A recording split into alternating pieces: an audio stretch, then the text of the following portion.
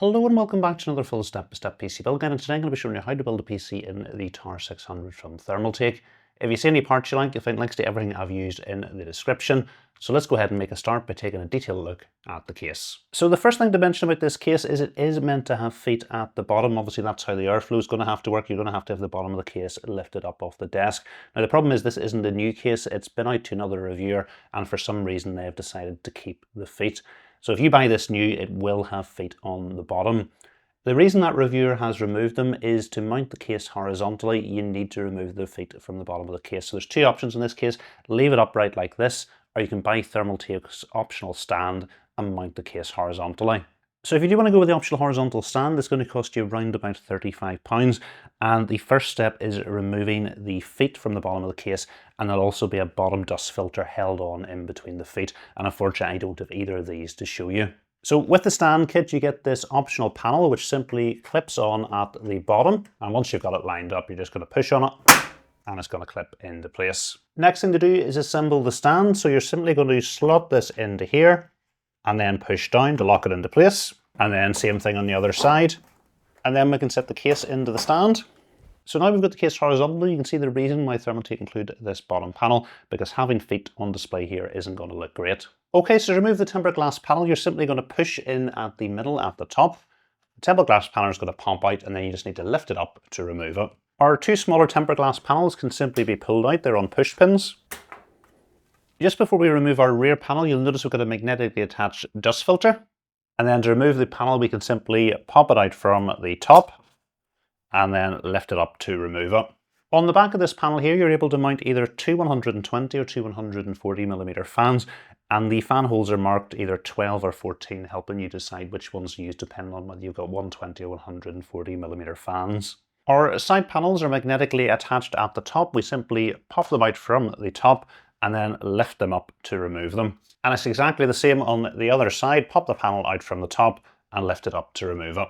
And again, all the panels in this case have got dust filters on them. We're going to simply pop this one out from this side, it's magnets on this side, and then we can lift the panel out. Just before we remove our top panel, I want to show you our case's top I/O. So we've got a power and reset button, separate headphone and microphone jacks, a single USB Type-C port, and then we've got 4 USB Type-A ports. To remove the top panel, there's a little notch at the back you can get your hand into, then you just need to pull it off from the back. Again, at the top, we've got a removable dust filter, so there's just two little clips here we're going to need to free up. And then with the clips freed up, you're simply able to tilt the panel out and remove it. So you can see at the top of the case, Thermaltake have installed two 140mm PWM non-ARGB fans. They're installed in a removable bracket. We've got 2 thumb screws on this side, which we need to loosen. We're also just going to need to pull all the fan cables out to the top. And the 2 fans are daisy chained together. Then we're going to be able to tilt this bracket up and lift it out. We've got removable fan stroke radiator brackets on both sides of the case. On the right side of the case, you're going to be able to mount up to 3 120mm fans or up to a 360mm radiator. Now it is important to note that there is no 140mm fan support on the right side of this case. And importantly, if you are going with a radiator, the issues you may run into is mounting your GPU, because your GPU is going to be mounted just behind this bracket. So the bracket's held on with 2 screws, and once the screws have been removed, we can simply lift the bracket up to remove it. So over on the left-hand side of the case is probably the best place to mount your radiator, and the compatibility here is even better. Over here, you're able to fit up to 3 140mm fans or up to a 420mm radiator, although if you prefer, you can go with 120mm fans or radiators in multiples of 120. The big advantage of mounting your radiator over here is you're going to have plenty of space behind it, so you don't have to worry about interfering with your graphics card. So this bracket's held on exactly the same way. There's 2 screws to remove, and then you can lift it up to remove it. So we've got 2 magnetically attached cable cover brackets on both sides of the case, so you can get your hand in the back to pop the bracket out and then just lift it up. So now we've got some of the panels off, I can give you a better orientation in the case. So your motherboard is going to be mounted here, and the motherboard is going to be mounted on its side with your I/O facing up towards the top of the case. In terms of motherboard support, the case is compatible with motherboards up to ATX in size. And you can see we do have some additional cutouts, so the motherboard is going to be compatible with ATX motherboards with back connectors. Well, we've already mentioned the radiator support in this case is really good. If you prefer to go with an air cooler, the maximum height supported is up to 210mm. So I've gone ahead and set a motherboard into the case just to give you an idea what it looks like. So this is a back connector motherboard, so you can see all the connectors will be coming out towards the back of the case. So you can see at the top of the case we've got 7 PCI expansion slot brackets, and because we've got our motherboard mounted on its side, our PCI expansion slot is going to be running down this way. So that means when we install our graphics card into the slot, it's going to be hanging down from the top of the case, and we're going to have our graphics card looking great. But the big advantage of this is we're not going to need to use a riser cable. So we take a look in from the top of the case, you see how this is going to work. So our motherboard's I/O is going to be facing up here, and our graphics card I/O here. So to plug anything into the top of your motherboard or your graphics card, you are going to have to plug it in from the top. And that means that fan bracket that you put at the top, you are going to need to temporarily remove, plug something in, and then set the bracket back into place. In terms of graphics card support, the maximum length of graphics card supported with this little panel at the bottom is up to 280 millimeters. Although if you've got a larger graphics card, it is possible to remove the panel at the bottom. There's 2 screws at the front and 2 screws at the rear to remove. And then with the 4 screws removed, the panel will simply fall down into the bottom of the case and you can remove it.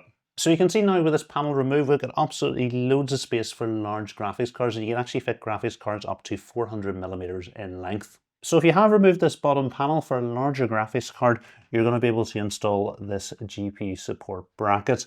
So simply you're going to want to line it up with your PCI expansion slot bracket. You've got a range of different holes here.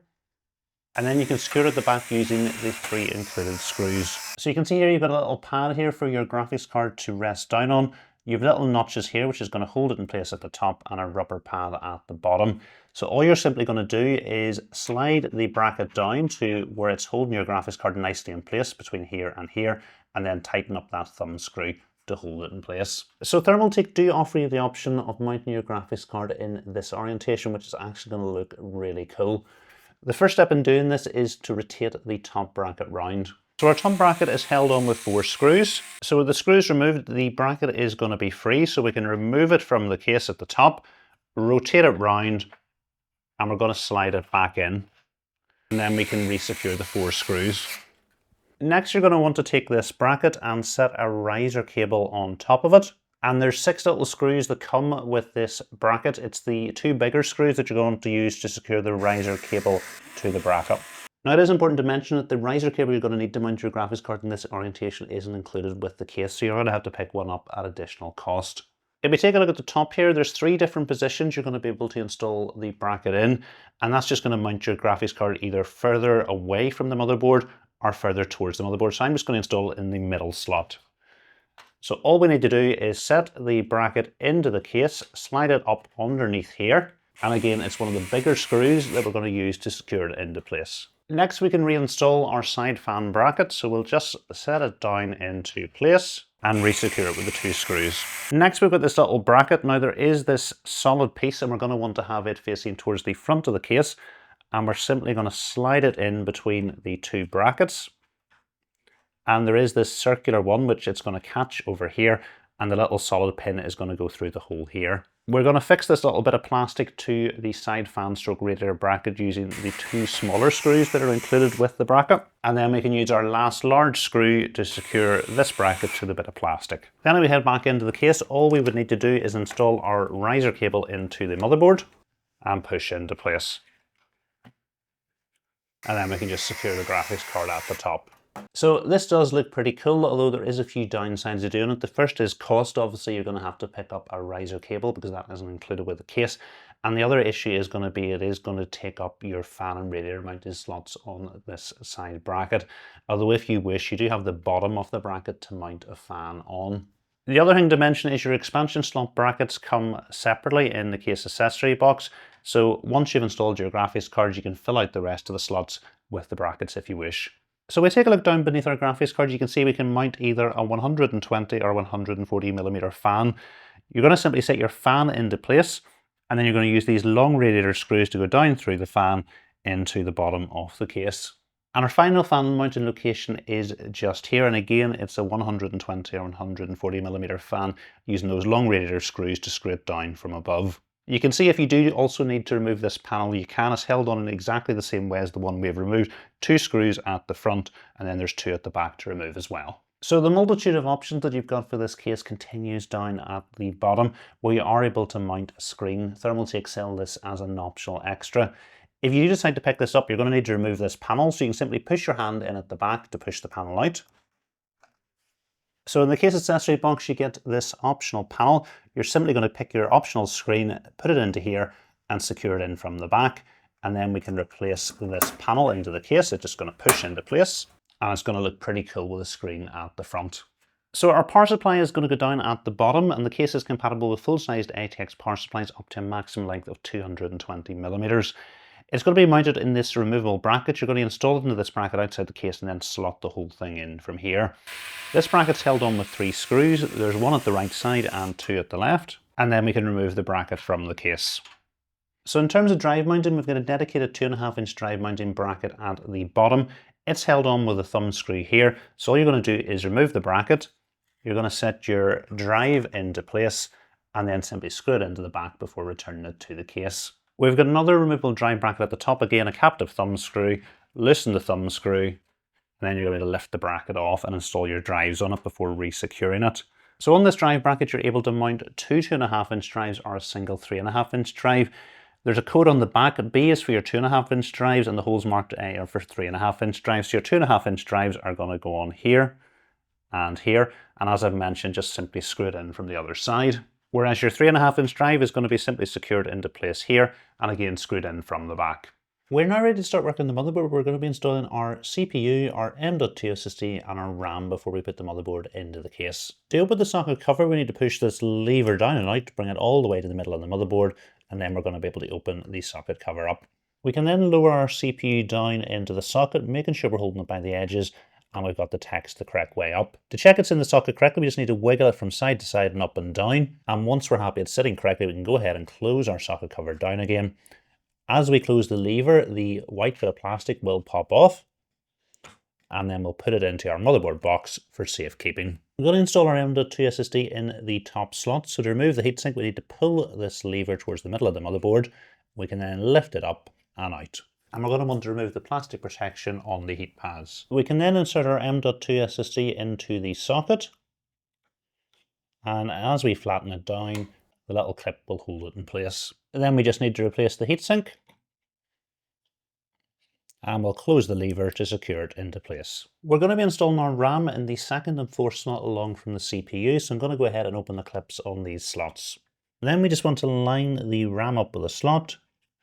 And once we're happy everything's lined up, it's just some firm pressure to the top and it's going to clip into place. Next, we can set the motherboard into the case, line it up with the standoffs at the back, and then we're going to secure it into place using 9 of the motherboard screws from the case accessory box. Our HD audio cable is going to go into this header here, so we'll bring it through the cutout, line it up, and we're going to plug it in with the HD audio text facing up the way. Our front panel connectors are going to go into this header here, and again we're going to plug it in with the front panel text facing up the way. Our motherboard is only one USB 3.2 Gen 1 Type A header, so we're only going to be able to plug one of our cables in. This is going to mean that only 2 of our USB Type A ports in the top of the case is going to work. If the motherboard you're using has 2 of these headers, you should obviously plug both of the cables in. So we do have a little gap here just underneath the motherboard coming through the back connectors. I think that's going to look cleaner than coming through the bottom of the case. And then we can get the cable plugged in. And our front panel Type C header is just beside it. So again, we'll route the cable through the cutout underneath the motherboard and get it plugged in. We're now ready to install our power supply, and I've gone ahead and plugged in the cables that we're going to need. So I plugged in our 24-pin motherboard cable. We've got a single EPS cable that has 2 8-pin connectors, and I plugged in our 12-volt 2x6 cable to power our graphics card. Next, we can take our power supply with the fan facing the bottom of the case, and then we're going to slide it into our power supply bracket. And we'll secure the power supply to the bracket using 4 of the large power supply screws. Just before we install our power supply into the case, this power supply has a smart zero fan mode, so whenever the power supply is under low load, its fan will stop spinning, helping reduce noise in the build. So I want to go ahead and turn this to on. We can then slide our power supply into place at the bottom of the case, and we'll reattach the power supply with the 3 screws. I'm then just going to route our 24-pin cable through the cutout in the bottom of the motherboard, and we're going to get it plugged into this header here. We've got a cutout at the bottom. I'm going to route our EPS cables through, and then we can bring them back in through this cutout here and get them plugged into the motherboard. We're now ready to install our IO, and the first thing to do is set our fans onto the radiator. And one of the really cool things about these fans is they are going to connect magnetically. So all we need to do is bring it in contact with the next fan, and the two of them are going to click together. And then same thing with our third fan, and we'll secure them into place using the long radiator screws. And our fan cables are also going to connect magnetically to these pins, so all we need to do is line the cable up and it's going to magnetically attach. Coming from the end of the cable, we've got two connectors. So we've got a 4-pin PWM connector to plug into our CPU fan header, and we've also got a 3-pin 5-volt ARGB connector. We just need to plug into an ARGB header on our motherboard. Next, we need to assemble our AMD brackets. We're going to put one of these little clips under here, and then we're just going to take the thumb screw and put it on very loosely. And then exactly the same thing on the other side. And then all we need to do is slide the AMD bracket onto our pump. And importantly, we need to remember to remove the plastic protection from the cold plate. So next we can set our side radiator bracket into place, and we'll secure it to the IO using the short radiator screws. So just before setting our IO into place, I'm going to pass the fan cables through the cutout at the bottom, and then we'll set our IO up into place. And we'll secure the bracket into place with the two screws. And then we can replace our side panel. Our CPU fan header is this one here, so I'm just going to bring the cable in through the cutout, line it up with the header, and get it plugged in. And we've got an ARGB header down at the bottom of the motherboard, so again we'll bring the cable through the cutout and get it plugged into the header. Next we can add some thermal paste to the center of the CPU. It is included with the cooler. Then what we're going to do is get the brackets on the IO to go over the clips on the motherboard. So there's one at the bottom, and there's the one at the top. And we're going to then tighten the thumb screws up. And we can just finish tightening up the thumb screws with a screwdriver. Our IO pump header is just the one below our CPU fan header. So we can get the cable plugged in, and then I'm just going to pass the excess cable out to the back. We need to plug the USB cable into our IO. Then I'm just going to route the cable underneath our IO, and we'll get it passed through to the back. We've got two USB 2.0 headers down the bottom of our motherboard, so we'll go ahead and get the cable plugged into one of these. And then we've got some plastic protection on the screen to remove. I'm going to be installing one of Lian Li's TL wireless uni fans. This is a reverse blade fan at the bottom set to intake, and this will hopefully bring plenty of cool air into our IO. Because we're just installing the one fan, we don't need these additional connectors at the top, so we can simply twist them to bring them off. The other thing, because we're going to be passing long radiator screws through the fans, we're going to need to be able to remove the rubber covers. And then we can set our fan connector on top, push it down, and slide it into place. So I'm just going to pass our fan cable through to the back, and then we'll set our 120mm fan into place on the bottom, and we'll secure it into place using the long radiator screws. And then we can replace the rubber pads. Then we can plug the fan into a system fan header at the bottom of the motherboard. I'm also going to plug the PWM extension cable for our top fans in now, because once we install the fans on the side, we're not going to have access to these ports anymore. And we'll just route this up to the back of the case. I'm going to be using 3 of the fans with the LCD screens on the side. So we'll just line these up and push into place. And again on the end, we'll remove the additional connectors that we're not going to need. And again, we'll set our fan connector into place and just push it to lock it into place. Because we're going to be screwing the fans in from the back this time, you'll see I've only removed the rubber pads from the back. We can then set our side fan bracket into place. And importantly, to avoid these fans catching on the connectors at the bottom of the motherboard, we're going to have to the fans installed all the way towards the tempered glass panels at the side of the case. So we're going to need to use these furthest holes over on the bracket. So just before I set our side fans into place, I'm just going to pass the cables through a cutout at the bottom. And we'll get the cables plugged into the motherboard. So we've got a PWM header here, and we've got a USB 2.0 header here. And the reason we've got an extra cable in these fans is for the LCD screen. Okay, and we can then set our side fans into place. And then we can secure the bracket with the 2 screws, and we can replace our side panel. Last thing for us to do is plug in the wireless adapter to our motherboard that's going to allow us to control our fans. Next, we can line our graphics card up with a slot on the motherboard. And once we're happy everything's lined up, it's just some firm pressure and the graphics card is going to clip into place. And we'll secure the graphics card into place at the top with the large screws. At this stage, we can go ahead and secure the other 5 expansion slot brackets into place. And we'll then get our 12 volt 2x6 cable plugged into our graphics card. So in terms of routing cables to your graphics card and your motherboard, what you're going to want to do before you install the fans at the top is pass your HDMI cable, your DisplayPort cables, and then route them out through these cutouts here. Any cables into your motherboard, again, bring them through and route them out this cutout here. So then after installing your fans, when you set the top panel into place, there's going to be a cutout at the back that you can bring all the cables out. And you'll notice that we do have some cable ties here to help organize the cables. So we'll go ahead and set our top fan bracket back into place and secure it with the thumb screws. We'll route the cables down through the cutout and replace our top panel. And then all we need to do is take the cable extension we've already plugged into our motherboard and plug the 4-pin PWM cable into it. Okay, last thing to do is some cable management and get the panels back on again.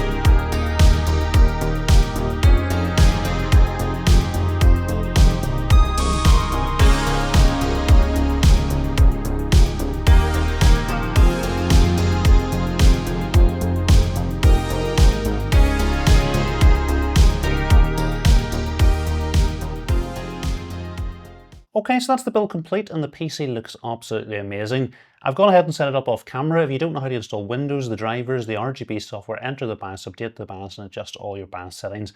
I've made a separate video that covers all of that and you'll find a link to that video in the description. There's just a couple of things that video won't show you. It won't show you how to set up the software for this particular AIO.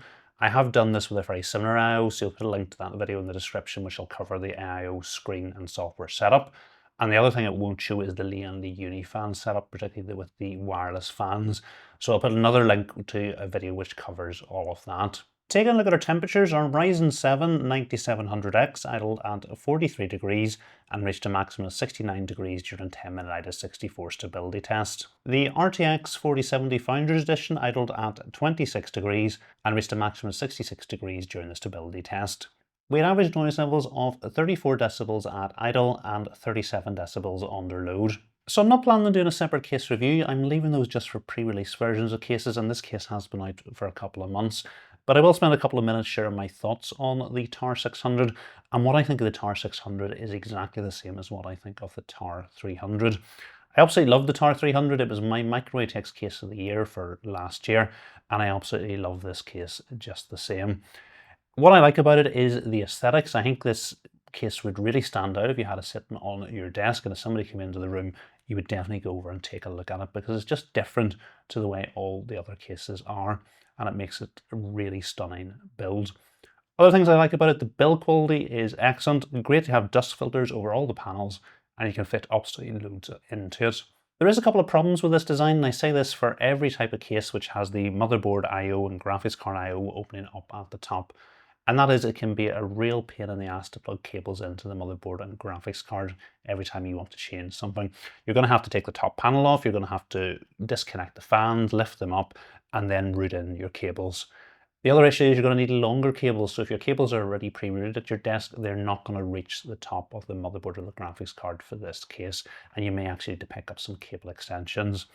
The final downside is that some graphics cards are not going to be happy in the upright position. Some of them will be happy with the I/O at the bottom, but not at the top. This particular Founders Edition graphics card seems quite happy in this position. The temperatures I got were excellent. but I have done builds in these cases in the past where the graphics card will run 10 degrees hotter in the upright position than what it will do in the horizontal or vertical position.